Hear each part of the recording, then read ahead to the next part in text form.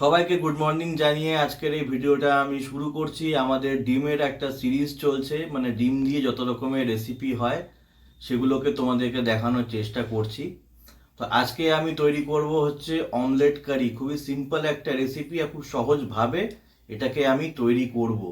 আর আমার এই ভিডিওটা যদি আজকে তোমরা প্রথম দেখে থাকো তাহলে রিকোয়েস্ট করব যে আমার প্রিভিয়াস ভিডিওগুলো একবার তোমরা চেক করে নিতে পারো। তাহলে এই ভিডিও বা আপকামিং সিরিজের সঙ্গে তোমরা নিজেদেরকে ভালো করে কানেক্ট করতে পারবে। তো চলো আর বেশি দেরি না করে ভিডিওটা শুরু করি। এই অমলেট কারি রেসিপি তৈরি করার জন্য আমাদের লাগবে হচ্ছে ডিম। তো এখানটাতে আমি 5টা ডিম নিয়ে নিয়েছি। এখানটাতে 5টা পেঁয়াজ আমি ভালো করে কুচো করে নিয়েছি। এর থেকে একটা পেঁয়াজ আমি এখানটাতে এভাবে একদম ফাইন চপ করে রেখেছি, এটা অমলেটে যাবে। দুটো কাঁচা লঙ্কা বড় বড় করে ফেলে নিয়েছি, এটা ফোড়নে যাবে। আর দুটো কাঁচা লঙ্কা আমি এভাবে কুচো করে নিয়েছি, এটা অমলেটে যাবে। আর সামান্য একটু ধনেপাতা কুচো করা আছে। তো চলো আমরা এবার অমলেটটাকে তৈরি করি, তারপরে আগের প্রসেসে আসছি। এবার আমি ডিমগুলোকে একটা একটা করে ফাটিয়ে নেব।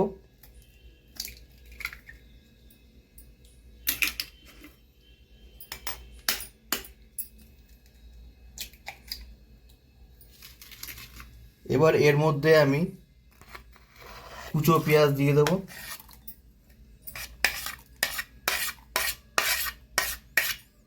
কুচনো কাঁচা লঙ্কা দিয়ে দেবো, কুচনো ধনে পাতা দিয়ে দেবো। এর মধ্যে এবার আমি স্বাদ অনুসারে লবণ দিয়ে দেবো,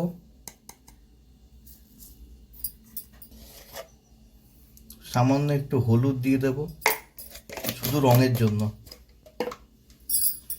এবার এটাকে খুব ভালো করে আমি মিলিয়ে নেব।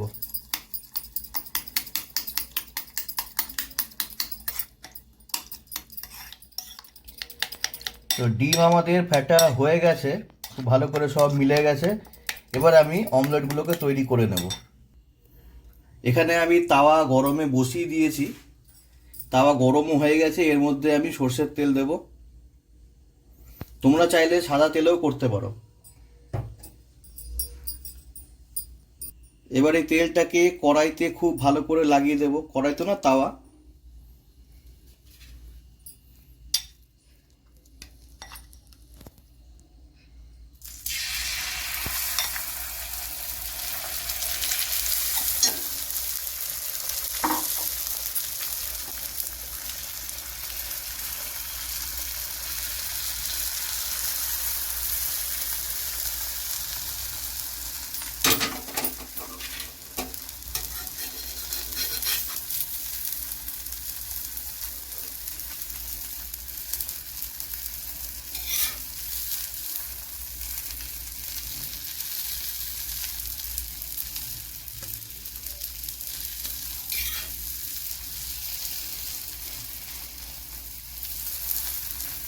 এইভাবেই সব অমলেটগুলোকে তৈরি করে নিতে হবে।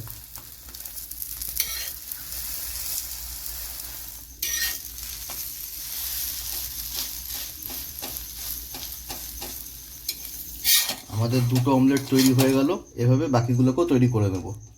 ডিমের অমলেট আমাদের রেডি হয়ে গেছে, দেখতে পাচ্ছ এরকম সুন্দর সুন্দর করে আমরা অমলেট তৈরি করে নিয়েছি। এবার এটার আমি ঝোল করব।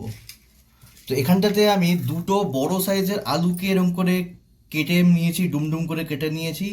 দুটো ছোট টমেটোকে আমি এখানে কুচো করে নিয়েছি। আর এখানটাতে এর জন্য লাগবে হচ্ছে 1 টেবিল চামচের মতন আদা রসুন বাটা।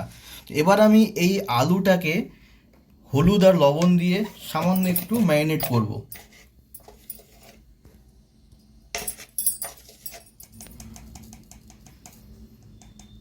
সামান্য একটু লবণ আমি এর মধ্যে দিয়ে দিলাম।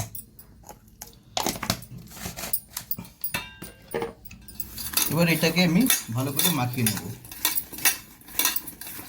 আর তোমাদেরকে একটা জিনিস আমি বলিনি, আমি যে আদা রসুনটা বেটেছি আমি কিন্তু লবণ দিয়ে আমি বেটেছি। তো শুরুতে কিন্তু আমি লবণ দেব না, লবণ আমি চেক করে দেবো একেবারে লাস্টে। তো আলু মাখা হয়ে গেছে, এবার আমি এটাকে ভেজে নেব। কড়াই আমি আগুনে বসিয়ে দিয়েছি, এবার এর মধ্যে সর্ষের তেল দিয়ে দেবো।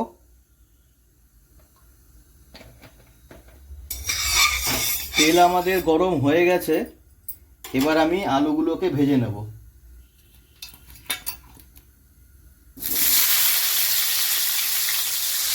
আলুগুলোকে মোটামুটি লালচে লালচে করে ভেজে নেব। মোটামুটি ধরে নাও 80 থেকে 90% সেদ্ধ এখানেই হয়ে যাবে। আলু আমাদের ভাজা হয়ে গেছে।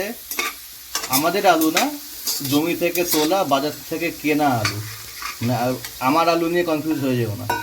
এবার এটাকে সাইড করে দিচ্ছি।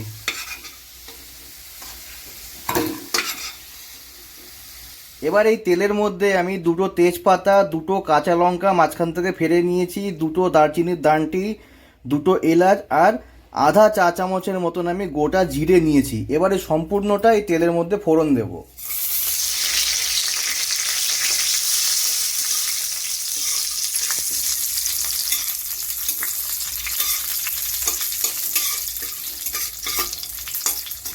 এবার আমি এর মধ্যে কেটে রাখা পেঁয়াজগুলোকে দিয়ে দেব।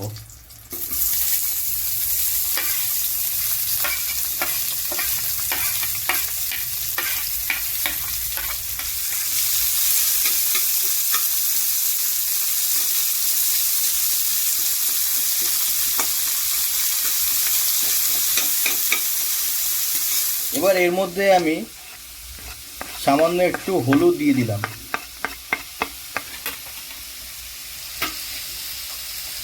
আর পেঁয়াজটাকে খুব তাড়াতাড়ি গলানোর জন্য সামান্য একটু আমি লবণ দেব। লবণ কিন্তু আমি আদা রসুন বাটায় দিয়েছি, তাই আমি কিন্তু এখানে লবণ আমি কম দিলাম।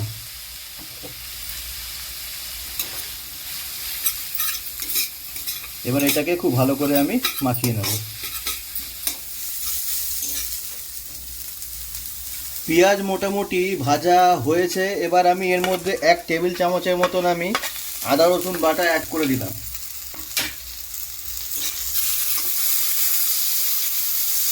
এবার এটাকেও খুব ভালো করে ভেজে নেব যতক্ষণ না আদা রসুনটা নিজের কাঁচা গন্ধ ছাড়িয়ে দিতে পারছে।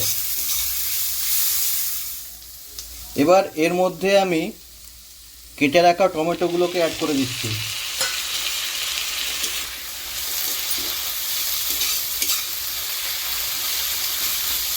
এর সাথে 1 চা চামচের মতন আমি ধনে গুঁড়ো আর 1 চা চামচের মতন আমি শুকনো লঙ্কা গুঁড়ো অ্যাড করে দিচ্ছি।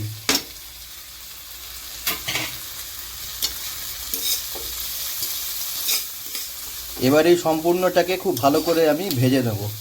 এখন কিন্তু আমি লো ফ্লেমে করছি, হাই ফ্লেমে করলে পরে মশলা যাবে জ্বলে।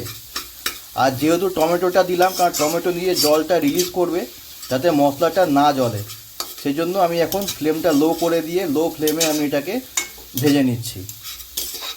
যতক্ষণে মশলাটা কষছে আমি ডিমগুলোকে মাছ বরাবর আমি কেটে নিচ্ছি। ওহ, লেয়ারটা দেখেছো?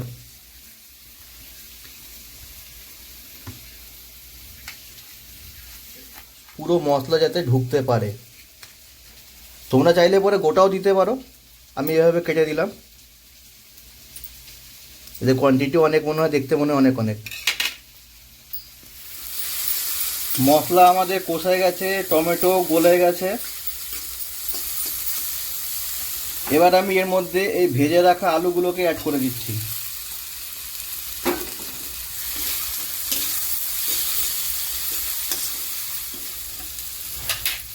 এবার আমি এর মধ্যে সামান্য একটু গরম জল অ্যাড করব।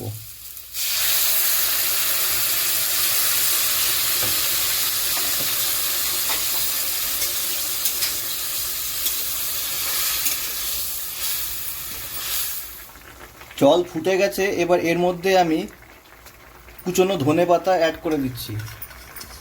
ধনেপাতা কিন্তু খুব বেশি দেবে না, জাস্ট সামান্য একটু ফ্লেভারের জন্য ধনেপাতা আমি এর মধ্যে অ্যাড করলাম।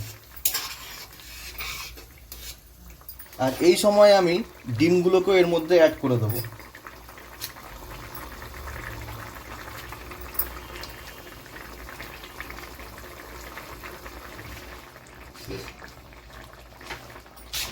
ফ্লেমটা পুরো লো করে দিয়ে 5 মিনিট আমি একটু ঢেকে ফুটাবো, যাতে টোটাল ফ্লেভারটা এক জায়গায় হয়ে যেতে পারে। আমাদের ডিমের ঝোল রেডি, মানে অমলেট কারি রেডি। এবার এর মধ্যে আমি সামান্য একটু চিনি দিয়ে দেবো, জাস্ট হালকা একটু মিষ্টি স্বাদ হবে। দিয়ে একটু খুব ভালো করে আমি মাখিয়ে দেব।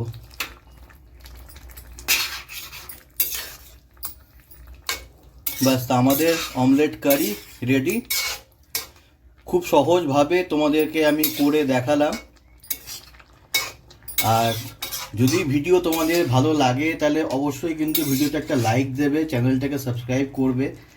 আর আমার চ্যানেলে যদি তোমরা নতুন ভিজিট করছো তো রিকোয়েস্ট করবো যে প্রিভিয়াস ভিডিওগুলো একবার চেক করে নিও, তাহলে এই ভিডিও বা আপকামিং সিরিজের সঙ্গে তোমরা নিজেদেরকে খুব ভালো করে কানেক্ট করতে পারবে।